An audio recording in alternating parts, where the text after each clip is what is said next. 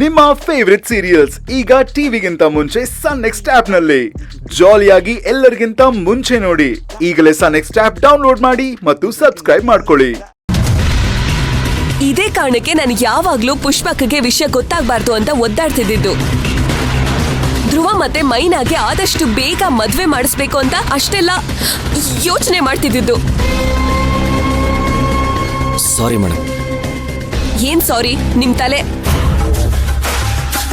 ಇಷ್ಟು ದಿನ ಪುಷ್ಪಕ್ ಅವನ್ ಮನ್ಸನ್ನ ಬದಲಾಯಿಸ್ತಾ ಇನ್ನಾದ್ರೂ ಅವನನ್ನ ಮದ್ವೆ ಆಗ್ಬೋದು ಅಂತ ಹೋಪ್ಸಲಿದ್ದೆ. ಆದ್ರೆ ಇವಾಗ ಮೈನಾ ಮತ್ತೆ ಧ್ರುವ ಇಬ್ರು ಮದ್ವೆ ಆದ್ರೆ ಮಾತ್ರ ಪುಷ್ಪಕ್ ನನಗ್ ಸಿಗೋದು ಅಂತ ಕನ್ಫರ್ಮ್ ಆಯ್ತು. ಆದ್ರೆ ಇವಾಗ ಧ್ರುವ ಇಲ್ವಲ್ಲ ಮೇಡಮ್. ಏನ್ ಹೇಳ್ತಿದ್ದೀರಾ ನೀವು? ಮೇಡಮ್ ನಿಮ್ಗೆ ವಿಷಯನೇ ಗೊತ್ತಿಲ್ವಾ? ಅದೇನ್ ಹೇಳ್ಬೇಕು ದಯವಿಟ್ಟು ನೇರವಾಗಿ ಹೇಳ್ತೀರಾ? ಮೇಡಮ್ ಧ್ರುವನ್ ಯಾರೋ ಕಿಡ್ನಾಪ್ ಮಾಡಿದ್ದಾರೆ.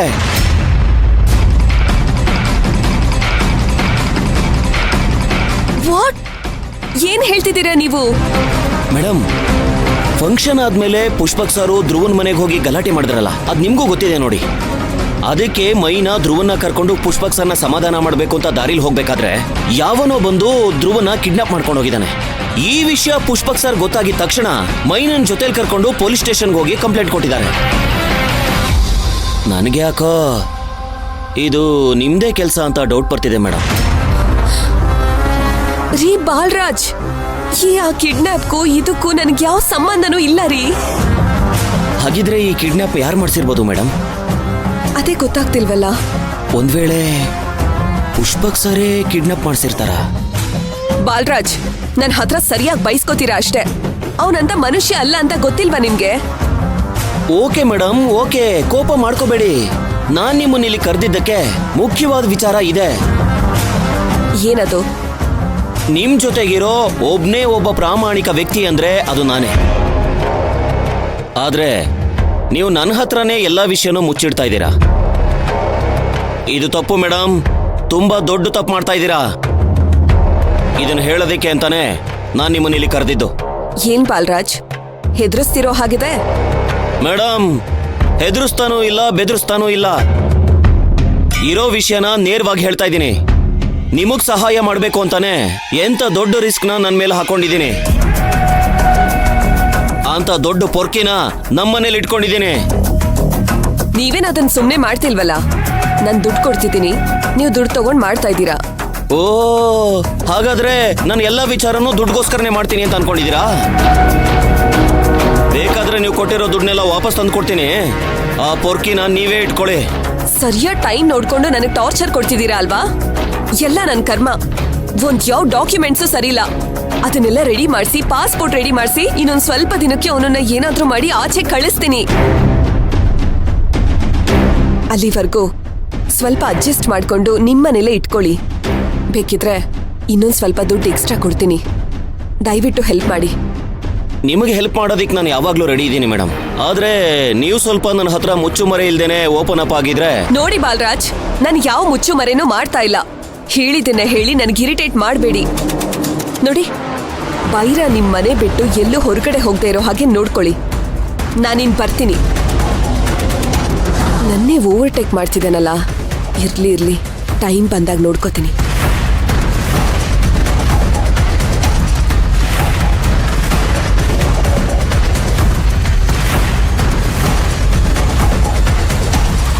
ಬಾಲರಾಜ್, ಮೈನಾ ಗರ್ಭದ ವಿಚಾರದಲ್ಲಿ ಈ ನರ್ತನ ಎಲ್ಲೋ ಏನೋ ಸರಿಯಾಗಿ ಸಿಕ್ಕಾಕೊಂಡಿದ್ದಾಳೆ. ನಾನು ಕೇಳಕ್ ಮುಂಚೆನೆ ಕಂತೆ ದುಡ್ಡು ಕೊಟ್ಟು ನನ್ನ ಬಾಯಿ ಮುಚ್ಚಕ್ ಟ್ರೈ ಮಾಡ್ತಿದ್ದಾಳೆ ಅಂದ್ರೆ ಇದ್ರಲ್ಲಿ ಏನೋ ಇದೆ. ಇರ್ಲಿ, ಇವಳು ಮೇಲಿರೋ ಪೋಸ್ಟ್ಗಂತೂ ನಾನು ಹೋಗಿ ಅಷ್ಟು ದುಡ್ಡು ಸಂಪಾದನೆ ಮಾಡೋಕ್ಕಾಗಲ್ಲ.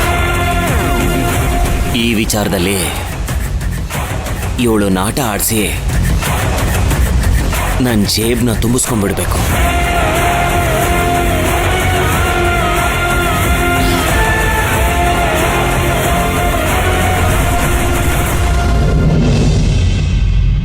ಸರ್ ಬಾಮ ಮೈನಾ. ಸರ್, ಧ್ರುವರ ಬಗ್ಗೆ ಏನಾದ್ರೂ ವಿಷಯ ಗೊತ್ತಾಯ್ತಾ? ಇಲ್ಲ, ಅದು ನಾವೆಲ್ಲ ಕಡೆ ಹುಡುಕ್ತಾ ಇದೀವಿ. ಮೊಬೈಲ್ ಸಿಮ್ ತೆಗ್ದಾಕಿರೋದ್ರಿಂದ ಮೊಬೈಲ್ ಸಿಮ್ ಇಟ್ಕೊಂಡು ನಾವು ಲೊಕೇಶನ್ನ ಸರ್ಚ್ ಮಾಡೋಕ್ಕಾಗ್ತಿಲ್ಲ. ಅದಕ್ಕೆ ನಾವು ಬೇರೆ ಥರ ಡೀಲ್ ಮಾಡ್ತಾ ಇದೀವಿ. ಅಲ್ಲ ಸರ್, ಅದು ರಸ್ತೆನಲ್ಲಿ CCTV ಇದೆ ಅಂತ ಹೇಳಿದ್ರಿ, ಅಲ್ಲಿ ಇಲ್ಲಮ್ಮ, ಕಿಡ್ನಾಪ್ ಆದ ಜಾಗದಿಂದ 3 ರೋಡ್ವರೆಗೂ CCTV ಇದೆ. ಅದಾದ್ಮೇಲೆ ಯಾವ CCTV ಕ್ಯಾಮ್ರಾಗಳು ವರ್ಕ್ ಮಾಡ್ತಿಲ್ಲ. ಇದನ್ನ ತಿಳ್ಕೊಂಡೆ ಚೆನ್ನಾಗಿ ಪ್ಲಾನ್ ಮಾಡಿ ಕಿಡ್ನಾಪ್ ಮಾಡಿದ್ದಾರೆ. ಸರ್ ನೋಡಿ, ನಾನು ನಿಮ್ಮನ್ನೇ ನಂಬ್ಕೊಂಡಿದ್ದೀನಿ ಸರ್. ಪಾಪ ಸರ್ ಧ್ರುವ ಅವರು, ಅವ್ರನ್ನ ಹೇಗಾದ್ರೂ ಮಾಡಿ ಹುಡ್ಕೊಡಿ ಸರ್, ನಿಮ್ ದಮ್ಮಯ್ಯ ಅಂತೀನಿ ಸರ್. ನೋಡಮ್ಮ, ನಾನು ಇನ್ಫಾರ್ಮೇಶನ್ ಎಲ್ಲಾ ಕಡೆ ಕಳಿಸಿ ಹುಡುಕೋದಕ್ಕೆ ಹೇಳಿದ್ದೀನಿ. ನಾನು ಅಷ್ಟೇ ಎಫರ್ಟ್ ಹಾಕಿ ಹುಡುಕ್ತಾ ಇದ್ದೀನಿ. ಆದರೆ ಹೈಯರ್ ಆಫೀಸರ್ಸ್ ಕಡೆಯಿಂದ ಬೇರೆ ಬೇರೆ ಪ್ರೆಷರ್ ಇರೋದ್ರಿಂದ ನಾನು ಸ್ವಲ್ಪ ಬ್ಯುಸಿ ಆಗಿದ್ದೀನಿ. ನನಗೆ ಸ್ವಲ್ಪ ಟೈಮ್ ಕೊಟ್ರೆ ಖಂಡಿತ ಧ್ರುವನ ಹುಡುಕೊಡ್ತೀನಿ. ಸರ್, ನಿನ್ನೆ ಪುಷ್ಪಕ್ ಸರ್ ಕಮಿಷನರ್ ಸಾಹೇಬ್ರ ಹತ್ರ ಮಾತಾಡ್ತೀನಿ, ಅವ್ರು ನಿಮ್ಗೆ ಧ್ರುವರ್ನ ಬೇಗ ಹುಡ್ಕಕ್ ಹೇಳ್ತಾರೆ ಅಂತ ಹೇಳಿದ್ರು. ನಿಮ್ಗಿನ್ನೂ ಹೇಳಿಲ್ವಾ? ಏನು, ಕಮಿಷನರ್ ಸರ್ ಅವ್ರ ಹತ್ರ ಯಾರು ಮಾತಾಡಿದ್ರು? ಪುಷ್ಪಕ್ ಸರ್ ನಿನ್ನೆಲಿಂದ ಹೋಗ್ಬೇಕಾದ್ರೆ ಕಮಿಷನರ್ ಹತ್ರ ಮಾತಾಡ್ತೀನಿ ಅಂತ ಹೇಳಿದ್ರು. ಕಮಿಷನರ್ ಸಾಹೇಬ್ರು ನಿಮ್ ಹತ್ರ ಮಾತಾಡ್ತೀನಿ ಅಂತ ಹೇಳಿದ್ರು. ಅವ್ರು ನಿಮ್ಗೇನು ಫೋನ್ ಮಾಡ್ಲಿಲ್ವಾ? ಚೆನ್ನಾಗಿ ಯೋಚನೆ ಮಾಡಿ ಹೇಳು ಮೈನಾ. ನಿಮ್ ಪುಷ್ಪಕ್ ಸರ್ ಕಮಿಷನರ್ ನೋಡಿ ಮಾತಾಡಿದೆ ಅಂತ ಹೇಳಿದ್ರ ಅಥವಾ ಬೇರೆ ಯಾವ್ದಾರ ಆಫೀಸರ್ ಹತ್ರ ಮಾತಾಡಿದೆ ಅಂತ ಹೇಳಿದ್ರ? ಇಲ್ಲ ಸರ್, ಅವರು ಕಮಿಷನರ್ ಸಾಹೇಬ್ರಂತಾನೆ ಹೇಳಿದ್ದು. ಯಾಕೆ ಸರ್ ಮತ್ತೆ ಮತ್ತೆ ಅದನ್ನೇ ಕೇಳ್ತಿದ್ದೀರಾ? ನನ್ ಮಾತಿನ ಮೇಲೆ ನಿಮಗೆ ನಂಬಿಕೆ ಬರ್ತಿಲ್ವಾ? ಚೇಚೆ, ನಾನು ಹಾಗೆ ಹೇಳ್ತಿಲ್ಲ ಅಮ್ಮ. ನನಗೆ ಪುಷ್ಪಕ್ ಬಗ್ಗೆನೂ ಗೊತ್ತು, ನಿನ್ನ ಬಗ್ಗೆನೂ ಗೊತ್ತು. ನಿನಗೆ ಸುಳ್ಳು ಹೇಳೋ ಅವಶ್ಯಕತೆನೇ ಇಲ್ಲ. ಆದ್ರೆ ಪುಷ್ಪಕ್ ಅವರು ಕಮಿಷನರ್ನ ಮೀಟ್ ಮಾಡೋಕ್ಕೆ ಚಾನ್ಸೇ ಇಲ್ವಲ್ಲ? ಯಾಕೆ ಸರ್? ಯಾಕಂದ್ರೆ ಕಮಿಷನರ್ಗೆ ಓಪನ್ ಹಾರ್ಟ್ ಸರ್ಜರಿ ಆಗಿ ಇನ್ನೂ ಹಾಸ್ಪಿಟಲ್ ICUನಲ್ಲೇ ಇದ್ದಾರೆ.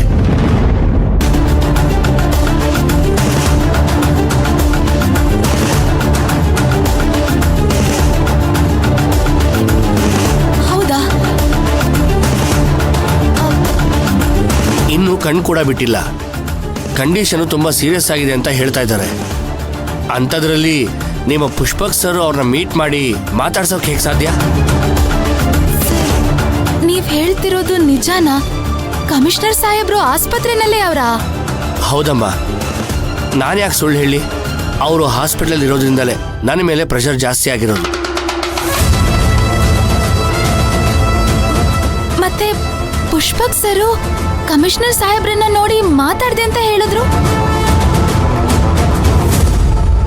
ಅವರು ಬೇರೆ ಯಾರ ಹತ್ರ ಮಾತಾಡಿದೀನಿ ಅಂತ ಹೇಳಿರ್ತಾರೆ. ಅದನ್ನ ನೀನು ಸರಿಯಾಗಿ ಕೇಳಿಸ್ಕೊಂಡಿರಲ್ಲ ಅಷ್ಟೇ. ಇಲ್ಲಿ ನೋಡಮ್ಮ ಮೈನಾ, ಕಮಿಷನರ್ ಹೇಳಿನೇ ನಾನು ಧ್ರುವನ ಹುಡುಕ್ಬೇಕು ಅಂತೇನಲ್ಲ.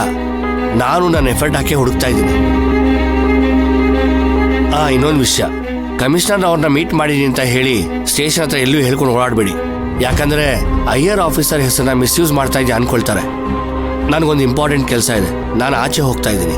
ಧ್ರುವ ಬಗ್ಗೆ ಏನೇ ಇನ್ಫಾರ್ಮೇಶನ್ ಸಿಕ್ಕಿದ್ರು ನಾನೇ ನಿನಗೆ ಕಾಲ್ ಮಾಡಿ ತಿಳಿಸ್ತೀನಿ, ಓಕೆನಾ?